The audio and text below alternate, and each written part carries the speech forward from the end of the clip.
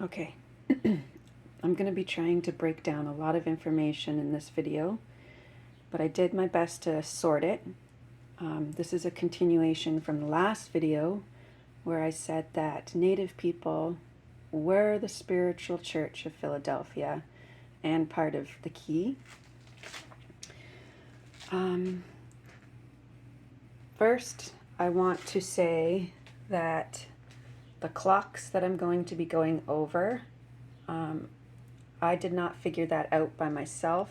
I used pieces that I knew and inserted it into a clock that I learned from Jesus Saves 2747, and I believe she's also a Native woman. And figuring out this key, I figured that out because of a lady on a channel called Seek Heavenly Things. And I'm going to explain who I think the woman is from Seek Heavenly Things too. But I'm going to try to go in order here because there's a lot to say. Okay. So, if you're watching my previous videos, I slowly started to figure out that this 8th fire prophecy seemed to be a part of the Key of David, which is the gateway to the east. But I'm going to start with how I came to the Native people being the spiritual church of Philadelphia. So I figured out that Native people were a part of the spirit house of Joseph. Joseph representing the king of dreams, the coat of many colors, the gatekeeper, the key of David, Philadelphia church. Philadelphia, it's actually defined as brotherly love, which is a part of our culture. We have the 4 directions, and we were taught by the Creator that the people from the 4 directions were our brothers and sisters. So the Key of David is given to the Philadelphia church, and I believe anyone from any color can obtain the key if they were successful in reaching brotherly love, such as Native people. And this key is the gateway to the east. Okay. So Native people believe in the Creator, which represents 7. Sorry, I had to pause there. So Native people have the Creator, and the Creator represents 7, and 7 is found throughout for us. For example, 7 generations, the 7 teachings, the 7 fires, which leads to the 8th fire. Okay, so when this lady here, Seek Heavenly Things, was talking about 7 is the key, that's when I started to see these connections here. Okay. Now, if a Native individual watches this, and because I said Native people are the Philadelphia church in Jesus's book of Revelations, you know, they might question, like, well, which Native group? And my response to that would be, I believe all natives in Turtle Island. And the reason I believe that is because although all of the Native cultures on Turtle Island are different, and there's many tribes and nations, all Native people were affected the same throughout Canada and the US by the church-run boarding schools and residential schools and the government removal of land. I believe every single Native nation and tribe went through that. And I did talk about which church was not the good church in one of my previous videos, and I do believe it's the Vatican. Okay, so indigenous Native nations, they already have teachings of brotherly love. However, with what was experienced by the churches and the government removal of land, I believe throughout the years it's only strengthened the brotherhood between Native people. As each generation has gone on, the differences have dissipated more and more, because all Native people were affected the same, which has strengthened our brotherhood. But at the same time, because of what has happened from the churches and the government, our brotherhood amongst the other nations were nearly severed. Okay. Another reason why I've come to this is because being a part Native person and knowing that Native people are spiritual people and learning that Jesus' teachings were spiritual and seeing his teachings in a different way, because Native people naturally see things and hear things spiritually, because the Creator blessed us with spiritual eyes and ears. I believe it's in our DNA. And I also believe that might be part of the reason why the Bible was supposed to come towards, on our wheel here, from Jesus in the yellow. It was supposed to go to the red people, the spiritual people, to help understand that book. But it actually went the opposite direction, I believe. And us, most Native people, me, I was included as well, wouldn't look at that book because so much damage was done in our communities by the church-run boarding schools and residential schools. So, like for example, I thought that book was evil, so I didn't really ever try to look in it, and if I did, I kind of went looking for bad things just to I didn't have a very good view of the book, and I almost feel like that was designed that way by a bad church, because we would have seen knowledge in that book a lot differently. Okay.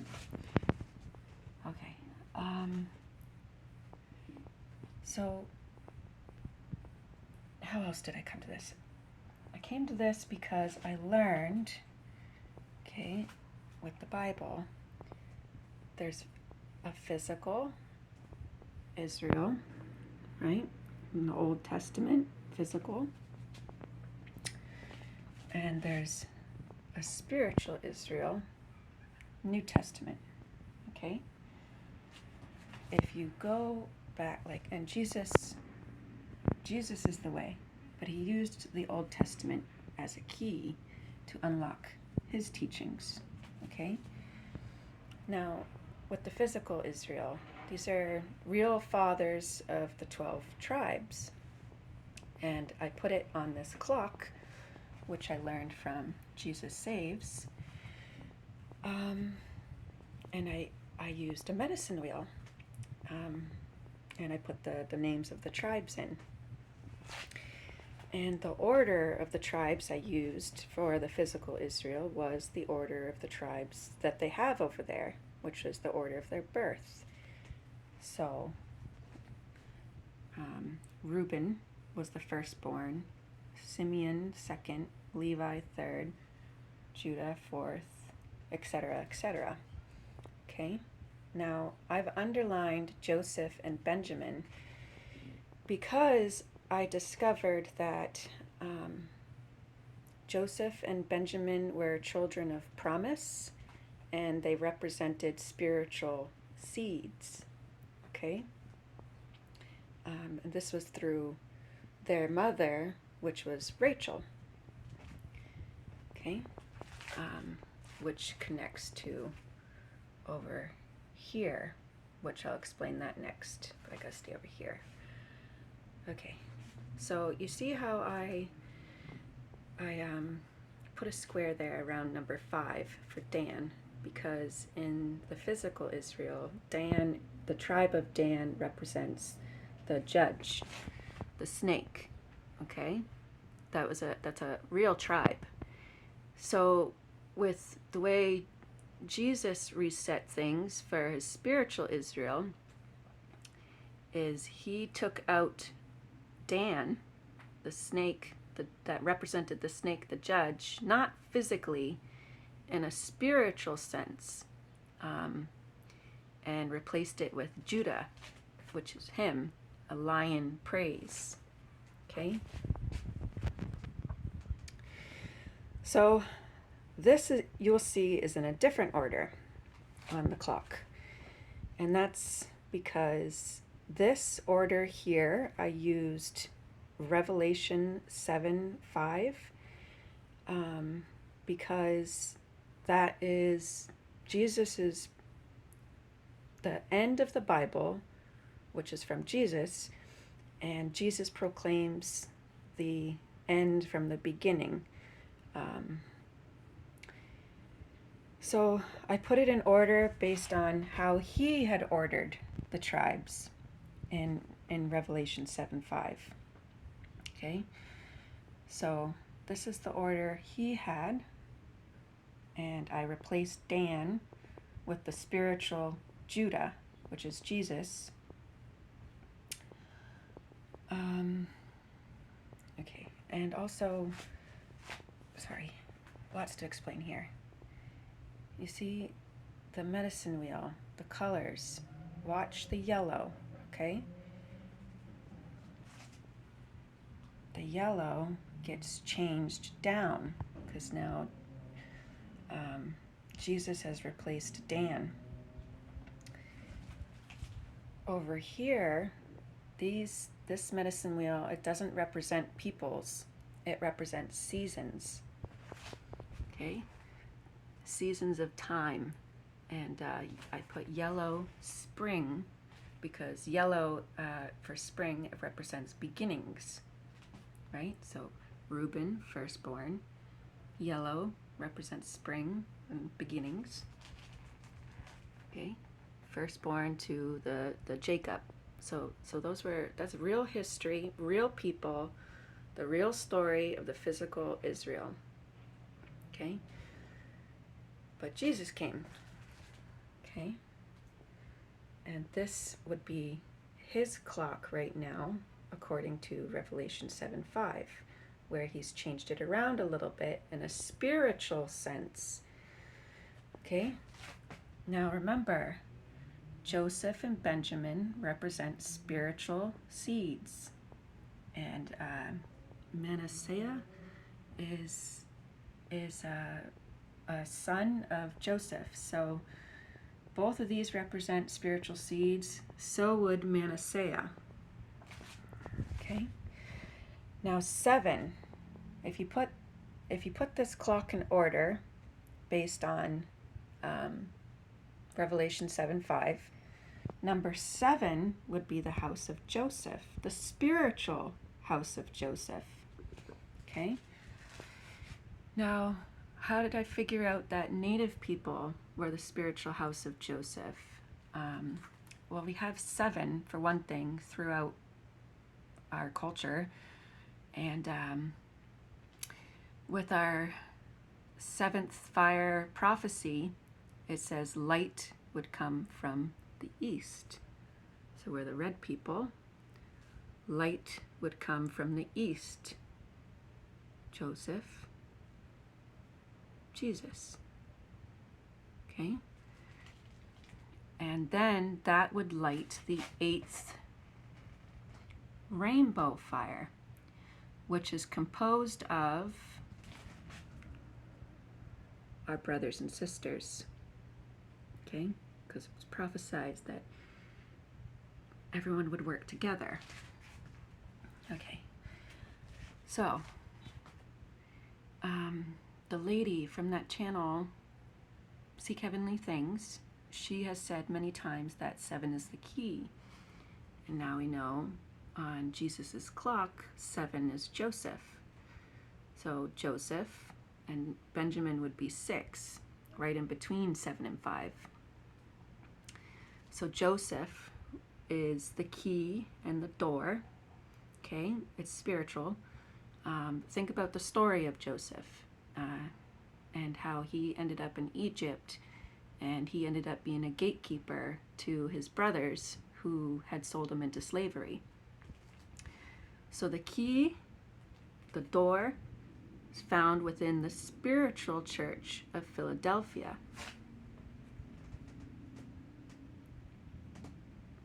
Brotherly love, right? Okay. Philadelphia, brotherly love. Now, who's Benjamin? Joseph? Joseph was the firstborn to Rachel, and Rachel represents spiritual seeds if you go back in her history. Benjamin, number 6, he was the little brother, and he represented the son of the right hand. Okay, so God, his left hand is the Lion of Judah, the clock, left hand of the clock, and his right hand, Benjamin, house of wolves. They're next to each other, okay? Because this Benjamin represents the last house, the last house, okay? Children of promise. Okay. And Judah represents the Lion of Judah, and Benjamin represents the house of wolves. And the reason I say house of wolves is because in Jesus' spiritual Israel, all of these are no longer a physical person, but a representation of a spiritual house of many people. Okay? See over here, these are the fathers, a physical father, real people.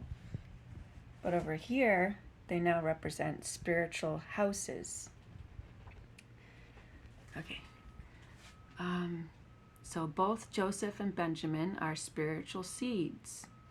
And Benjamin, son of the right hand, which also last house, which is the prodigal sons. And if you read the story of Benjamin and how he was born, his mother died giving birth to him, and she named him, I believe, child of my suffering, I believe. And then the father renamed him son of my right hand. Okay. Now, how else did I figure out Joseph? So in Obadiah 1:18, it says, "And the house of Jacob shall be a fire, and the house of Joseph a flame." Okay. Now, I got that in the Geneva Bible, and I put a star there because it defined the fire as God attributes this power to consume his enemies to his church, which power is only proper to himself. Okay. Now, the 6-9, I did not come up with that. I saw that being spoken about by other people who seem to be putting these puzzle pieces together. A lot of people are talking about this 6 and 9 because they're watching this clock with the 9 and the 6. Okay? So if you look at that on the clock, John 6:9, 6:9, and Luke 1:6-9, and it says, and hath raised up the horn of salvation unto us in the house of his servant David. So if I highly recommend you read Luke 1:6-9 to 80 in the Geneva Bible. And the reason I looked in the Geneva Bible was because of Seek Heavenly Things. Okay, but this is a really important area to read. It seems to be outlining what's about to happen right now. Okay, so the flame. Jacob shall be a fire, Joseph a flame. The spiritual flame, the house of Joseph, brotherhood. So our 7th fire prophecy, in our prophecy, when the 8th fire came, we would be working with our brothers and sisters.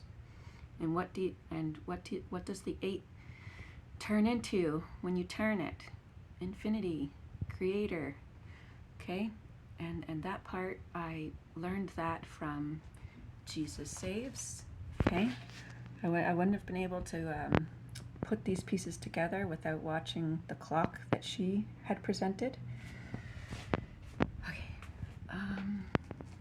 Okay, so my daughter drew this just for a visual. So the spiritual house of Joseph. Okay? All right. Now think of the physical story of Joseph.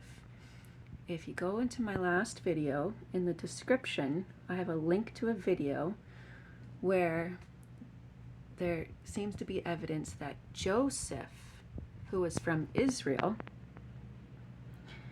is the one who built the 3 pyramids in Egypt, right? There's stories of God taking his people out of Egypt, but the story of Joseph, he was in Egypt. And it appears he was the one who built the 3 pyramids. Okay? So the spiritual house of Joseph would equal the key to those 3 pyramids. And the key is in Philadelphia Church. And what do the 3 pyramids represent?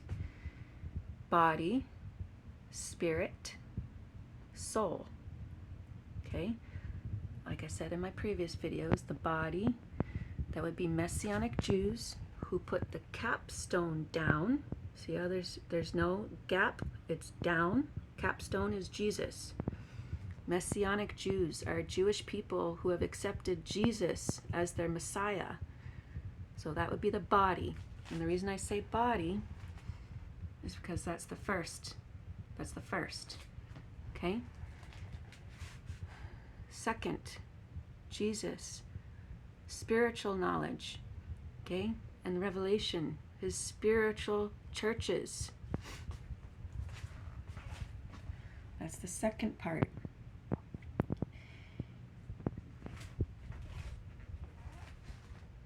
And these are the spiritual churches that have put the capstone or cornerstone. I can't remember that part. But you see how it's down? Okay? And then the third part would represent soul, which is, so body, spirit, soul, Father and Son, Creator and Jesus, 7, 3. The rainbow covenant, when you put the 3 together and you have the capstones of Jesus down, it creates rainbow. Okay? Well, it creates rainbow in many ways, but I'm going to try to stay on topic here. And rainbow just so happens to start at red. Rainbow. R, red, right? Spiritual house of Joseph is in the red, okay? Like, this would represent spiritual, but also I believe these spiritual seeds represent physical people, right? Because Creator blessed native people with spiritual eyes and ears. So I think that there's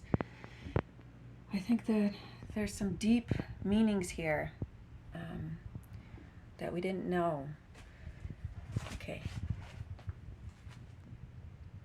So with the body, we're the original 10 Commandments and the capstone of Jesus.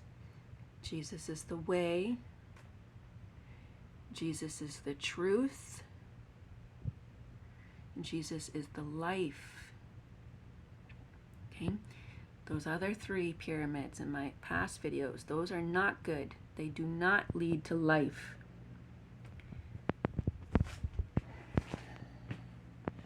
Okay. And this is a lot to do with that mirror code. So 3, see Jesus on top, Father on the bottom, Father on top, Jesus on the bottom.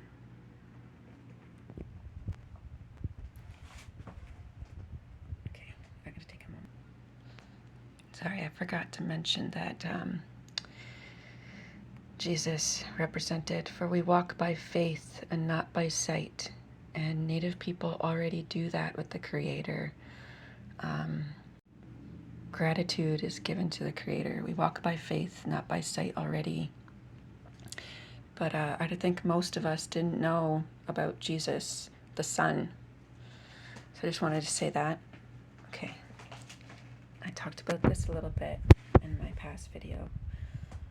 I learned about this from watching there's a few people on YouTube that I believe love Jesus, and they're trying to teach the signs that are around us and the signs that are in the stars. And quite a few people were speaking about these symbolic flowers that are going to be born. So I looked it up and I did some research, and this one, the Rose of Sharon, I believe represents Jesus, and it's a Star of David, and he says that you need to understand the 3 parts, right? Body, spirit, soul. I believe this represents John, group, okay? So, in Jesus's New Testament, they're individual people that turn into a group, just like physical Israel. They were individual people, but they turned into a spiritual group, okay? And now John was an individual person that's turning into a group, and I think it represents beloved, the people who have been following Jesus for a very long time, even though they didn't understand or have all the knowledge. And that's why they're waiting for these flowers to blossom and bloom. Okay? And then in May, they were expecting these lilies to be born. And I believe the lily of the valley represents, because it's from the valley, and I know valley represents the low places and mountains represent the high places. So I think these are people who have been through a lot of suffering, and I believe this is also a group, and I believe I may be a part of this group. And I also believe that this flower represents Peter. Okay, and this group, so it's another lily.